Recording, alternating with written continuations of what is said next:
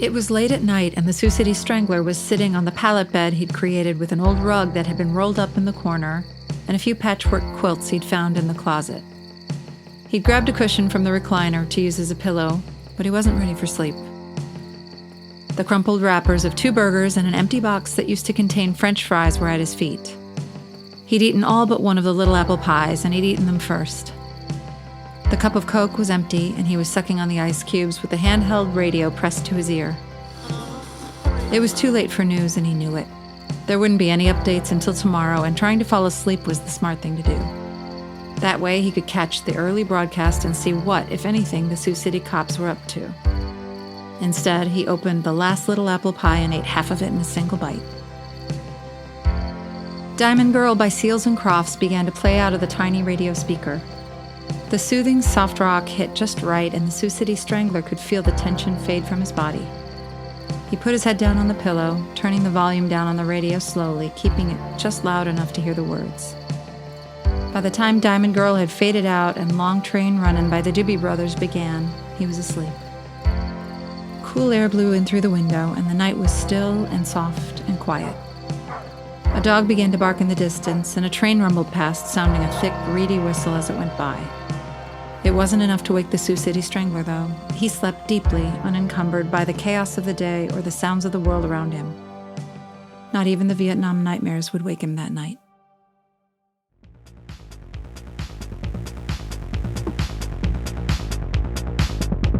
This is the story of the Sioux City Strangler, a man who terrorized the great state of Iowa for nearly 10 years before making his way to California for a little fun in the sun and a fresh crop of citizens to terrorize.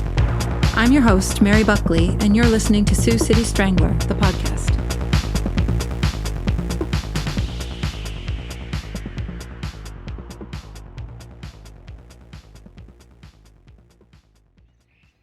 The sun broke through the gauze curtain and bathed the Sioux City Strangler in amber light.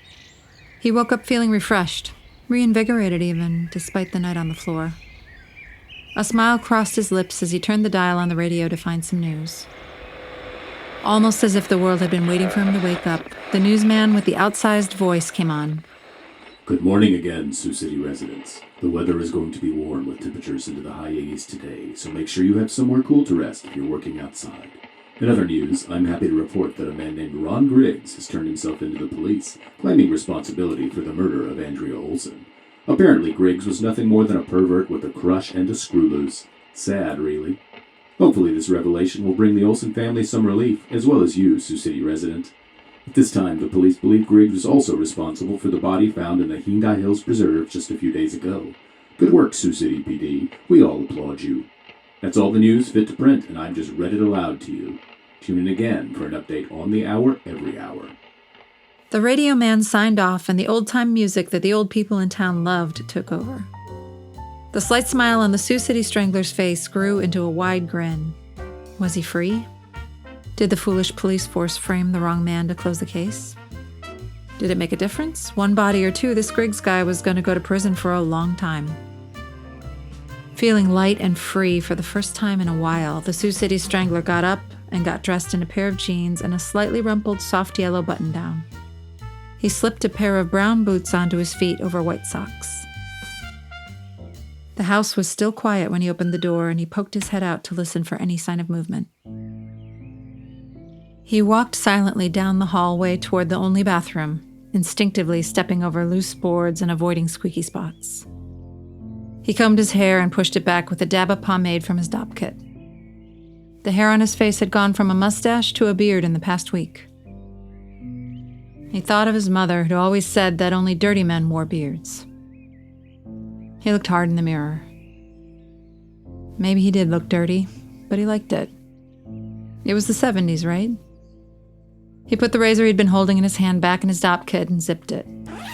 Back in his makeshift bedroom, the Sioux City Strangler grabbed his car keys, wallet, and sunglasses. Pulling the back door closed behind him with a soft thud, he got into his car and started it up. He drove to the nearby Circle K in silence. He didn't need to hear that radio man anymore. Nothing is more important than protecting your family from danger. So why do you still have an outdated security system that doesn't provide the best protection money can buy? Our trained security experts can tackle full-service installations, including motion sensors, door and window alarms, multi-position cameras, and Wi-Fi-enabled systems. We even offer gun-safe installation, closet safes, and fire-safe vaults to protect your valuables. Ask about our safe room builds for high-profile and security-minded clients. At Safe City Security Services, we also build commercial systems designed to safeguard businesses big and small. Protect your retail merchandise and keep trade secrets secure by setting up a consultation today. Call 213-555-0189 to schedule an in-person visit at your home or place of business now. You can also visit SafeCitySecurityServices.com to learn more about the peace of mind we provide. He bought 2 cups of coffee, a ham sandwich, and a quart of oil at the Circle K. He filled up his machine and headed back to the house, backing in and popping the hood. If he was going to spend even one more night at home, he needed to stick to his car trouble cover story. He unwrapped the ham sandwich and started in on it, waiting for the engine to cool down. As he washed down the meat and mayonnaise and bread with his second cup of coffee, he saw his mother walk into the kitchen through the window. She was dressed in her usual at-home attire, a long nightgown, a robe, and a pair of soft slippers. Her hair was wild, and parts of it stood straight up. He tried to busy himself with the car, first checking the oil. It was fine, but what the hell, he could put half a quart in and throw the rest in the trunk. He went into the garage to find a funnel. When he came back out, his mother was standing there holding a cup of instant coffee. She always drank instant coffee. "Thought you were going to fix that thing," she said, more as an accusation than a question. "Yeah, I'm working on that now," he said. He held the motor oil and funnel in his hand. "Your father never could take care of our car either," she said. "House neither." He stood there in the driveway, hands full, and just looked at her. "Right, well, my car's in all right shape. Would have been nice if somebody had looked after it while I was gone." "Uh-huh, and who was going to do that?" He put the oil and funnel down at his feet and picked up the coffee. He took a big swig and smiled, showing his teeth. "Nope, you're right. I'll get her in tip-top shape again in no time." "Uh-huh," she said, turning to head back inside. She banged the back door closed hard, rattling the glass insert. Jesus Christ, he thought, that woman never lets up. But the Sioux City Strangler kept the smile on his face. He thought of the open road in front of him and the endless moves that he could make. He closed the hood, fired up his Pontiac, and made his way back into town. It was almost 10 a.m. and the stores would be open soon.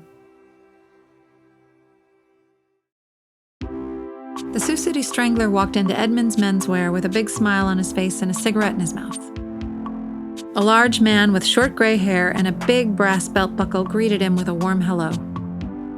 For the next hour, he tried on a dozen different suits, slacks, and blazers. He picked out ties to go with them, red ones with black geometric stitching, heavy knit ties in dark colors, and an assortment of silk ties sure to stand out in any setting. Edmund's was a fine menswear store, maybe the best in town. The price of all the clothes he bought certainly reflected that. He even put a rush on the tailoring work so he could pick up his clothes in the morning and head out of town that same day. Edmund's opened bright and early at 8 a.m., so he might be able to get out of the house before his mother woke up. The Sioux City Strangler strolled down the main drag, window shopping and daydreaming. It was good to be outside and on his feet instead of in the car or hiding out in a roadside motel. The sun felt good on his face, and the sky was a rich cerulean blue without a cloud in sight. As he walked, he noticed the faded brown boots on his feet. He'd learned the importance of good footwear in the war when the only thing that could save you from a case of gangrene was an extra thick pair of clean wool socks.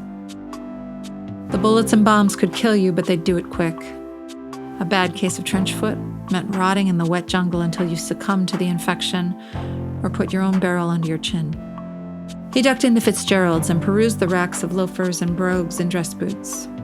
He took 3 pairs of dress shoes with him half an hour later, along with a pair of brown boots not dissimilar to the ones he'd worn in.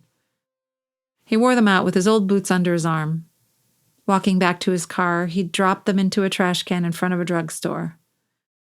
Nobody saw him but a little kid riding by on his bike, and he didn't hardly look up. The open road is calling your name, but out-of-control gas prices aren't doing you any favors. Gas Saver fuel additives can keep your car running smoothly and save you big bucks as you rack up the miles. Designed with a proprietary formula the competition just can't crack, Gas Saver unleaded, high-performance, and diesel fuel additives are in a league of their own. Show the road no mercy and burn rubber by putting Gas Saver fuel additives in your car or truck today. The Sioux City Strangler carried the shoeboxes back to his car and arranged them neatly in the trunk. He was still sporting the same smile. As he opened the driver's side door of his car, a familiar smell caught his attention. The cafeteria he'd eaten in dozens of times for birthday parties and christenings and graduations was making barbecued pork for the lunch rush. Inside Simpton's family cafeteria, the air was cool. The odor of lemon-scented cleaning products mixed with macaroni and cheese, fresh rolls right out of the oven, and that barbecued pork he'd smelled from the street. He grabbed an orange tray from the stack and slid it along, smiling that big grin at the hostess who gave him a set of utensils neatly wrapped in a white paper napkin. He skipped the salad and grabbed 2 golden brown rolls brushed with butter. As he pushed his tray down the line, he took 2 wax packets of butter from a small ice-filled metal chafing dish. A pale woman with red hair and a hairnet served him an assortment of side dishes, including the aforementioned macaroni and cheese, a few big spoonfuls of green beans, and a bowl of stewed tomatoes with fresh okra mixed in. At the butcher's station, he got a double serving of barbecued pork. The man with the carving knife commented, "An offhand, hungry today?" And the Sioux City Strangler smiled his high-beam smile, nodding like a kid in a candy store. He helped himself to a big slice of cherry pie with whipped cream on top and pulled a frosty bottle of Coca-Cola from the freestanding freezer with ice and soda pops stationed by the cashier. His meal paid for, he headed out into the dining room to eat. It was starting to get crowded, but he spotted a small table on the far wall right next to a window. He took a seat and broke the seal on the white paper band, keeping his napkin and silverware together. The sun was still burning bright, and the sky had turned an even more beautiful shade of blue. He speared a bite of macaroni and bent down ever so slightly to meet his fork halfway. A tap on his shoulder came before he could even begin chewing. "Is that you?" the man asked, a little excitement in his voice. The Sioux City Strangler dropped his fork and turned to see who was there. The smile that had been plastered on his face for the past 4 hours faded fast. "Oh, gee whiz, I didn't mean to scare you there," said the man. He had a thin mustache and wore a pair of horn-rimmed glasses with a dark business suit. The Sioux City Strangler wondered if he'd bought it at Edmunds. "Hey there, John," he said. "Yeah, it's me. It's me, all right." "Oh, yeah, I thought it was you," said the man, adjusting his glasses with the tip of his index finger. "I spotted you in the line there when I came out of the bathroom, and I couldn't see you so good, but when you got up to the cashier, I could just tell." The man spoke in a hurried fashion that made him seem nervous. John Pruitt had been a classmate in high school. They weren't friends, but they weren't enemies either. They passed each other in the hall and nodded. They played on some of the same sports teams. Both of them were sent to a humid hellscape by the United States government on a one-way ticket to get shot at or blown up or spend a few years as a prisoner of war. But a lot of the boys were dealt that hand. There was one important distinction, though. Unlike the man standing in front of him, the Sioux City Strangler had enlisted willingly instead of being drafted. "How are you, John?" he asked. "I'm glad to see that you made it home." He supposed that he meant that, though he was surprised to hear the words come out of his mouth. "Oh, yeah, you too," said John. "I know we never really hung out in school or nothing, but, there's a brotherhood. We're in the same club, you and me." "It's a big club, John. A lot of the founding members are dead." "That's true. It's still a club, though." He had him there. There was an awkward silence as they both stared out the window at a pair of teenagers holding hands and blowing bubbles with their gum. They weren't much alike, but in this moment they were thinking the same thing, watching all that unspoiled youth pass by. "So, yeah," began John. "I'm doing, pretty okay, I got a good gig pretty soon after I got home and the leg healed up." The leg? He regretted asking instantly. Pruitt took it as an invitation to sit down at the seat across the table. Oh, yeah, left leg. Caught a couple of bullets, one in the knee. I won't be running any bases, but, I got lucky. Both men nodded and looked out at the street again. This time there was nothing there but cars passing by and a stray dog with mange looking for scraps. Yeah, got a good gig. Sales, Uh-huh, he said. He thought of his mother and quickly added another question so he'd seem interested. What do you sell? Well, I sell good health, he said, adjusting his glasses again. How do you mean? I sell medicine and supplies. See, when I was in the jungle, I met a guy that became my buddy, and we saw some things, boy. Well, you know what I mean. Anyway, somehow we both made it out, and I looked him up first thing. Turns out his daddy is a big-time businessman, and his company even invented some of the stuff you get from the pharmacist when you're sick. You know anything about medicine? Asked the Sioux City Strangler. Well, not as such, he said. But I don't do surgeries or treat sick people. I know all there is to know about the medications I sell. I can answer any question any doctor or pharmacist, and they sure will ask some questions, all right. Can think up. You like it? I'll be honest with you, when we were in high school, I figured I'd be in the big leagues, throwing heaters and seeing all the great cities from the bus. Maybe the miners and a little adventure if I couldn't cut it, But that didn't happen now, did it? The two men gazed out the window again. But the truth is, I like it a whole lot. I never could have seen myself doing it, but I get to make my own appointments and be my own man. But even more than that, the company gives me the leads and all I do is call them and talk to them and give them a smile. I answer a few questions and a week later I get my check. And it's a good check, I tell you. The Italian glasses and the wool suit almost certainly from Edmunds made that clear. He looked down at Pruitt's shoes. Fine Italian leather. Handmade, no doubt. He could see a glimpse of a pinstripe pattern on his thin black dress socks. The two men sat and looked at each other for a long minute. Well, I ought to let you eat. Your food is getting cold. I was a medic in the war, said the Sioux City Strangler. John sat back down and leaned in a little closer. You want this pie? No way I can eat all this, he said. Get a fork and stay a while. Coffee's on me, friend.